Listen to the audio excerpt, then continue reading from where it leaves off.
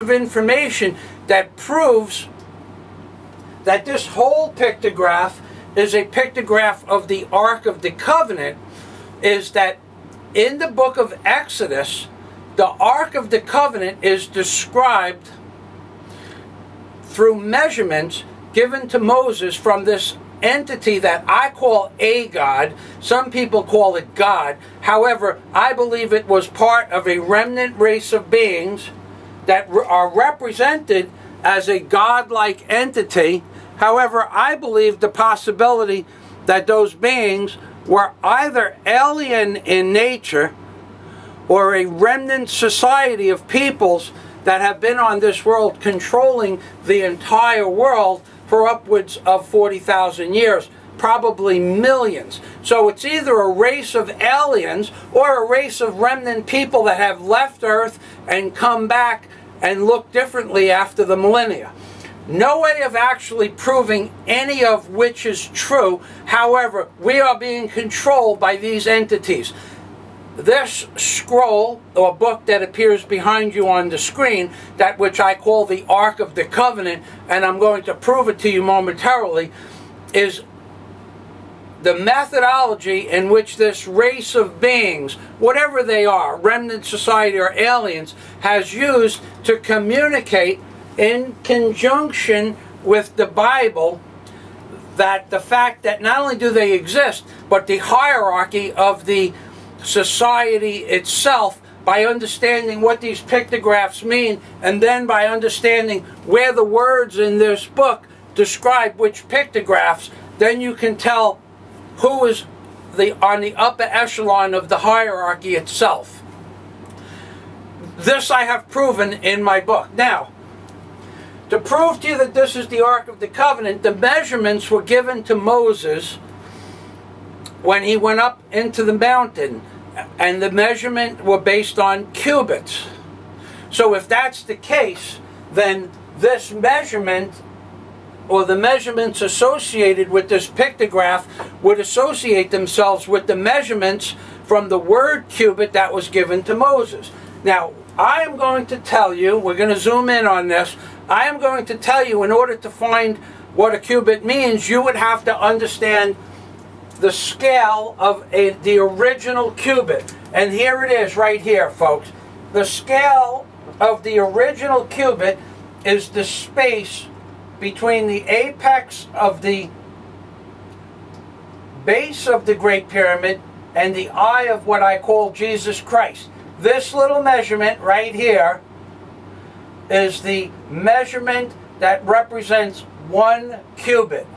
Now, you might not want to take my word for that, and that's okay. I wouldn't take your word for it. And it took me dozens of years to find this measurement. But this measurement, which is approximately 0.83 or 0.083 or 0.084, that measurement is in fact the measurement. I'm going to show it to you in its entirety close up. That measurement is the key to finding and proving that my postulations are correct. This measurement right here, between the eye of Christ and the apex of the base of the Great Pyramid, aka the measurement that I'm going to put this little figure in, is 1 cubit, 0.083 or 0.084. Once you find that as the legend or the codex between what I call the pictography of the reverse of the $1 bill, which is the Ark of the Covenant, everything else falls into place. Now, in order to do that, inside the book, Angels on the Ark, we're going to go to the book and I'll show you how to look something like that up. There's a search engine in the book that you get to when you're in Angels on the Ark. If you go to the second tab at the top where it says Edit, and you go down in this search engine to Advanced Search, the Advanced Search box comes up.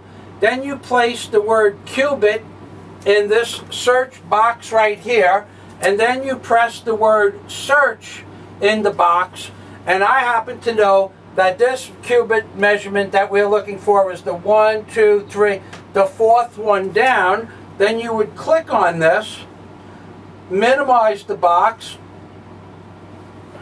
and then it will bring you to the chapter and verse where it explains to you what the cubits meant. Now, there are all different measurements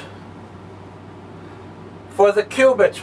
That particular cubit had to do with King Solomon's temple, which is also on the reverse of the $1 bill. But if we go to the fifth one down, this is the cubit that represents the Ark of the Covenant on page 1332. On page 1332, which is in this search box up here, we come to Exodus 25:10.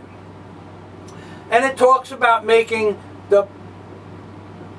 and they shall make an ark of shittim wood, 2 cubits and a half shall be the length thereof, and 1 cubit and a half shall be the breadth thereof, and half a cubit in height thereof. Now, inside the volume of my book, I also have the multitude of pictures that associate themselves, showing you that the 1.5 cubits and the 2.5 cubits, which is actually sacred geometry, and it's described in my book as such. I did a separate and side panel to the sacred geometry of those numbers. I show you that by utilizing that cubit measurement and these pictures that I show you right here, especially this pictograph, that by finding the central portion of the whole entire Ark of the Covenant, that you can utilize this cubit measurement to walk your way around the reverse of the $1 bill with a pair of dividers. And all of this is explained in the volume of the book itself.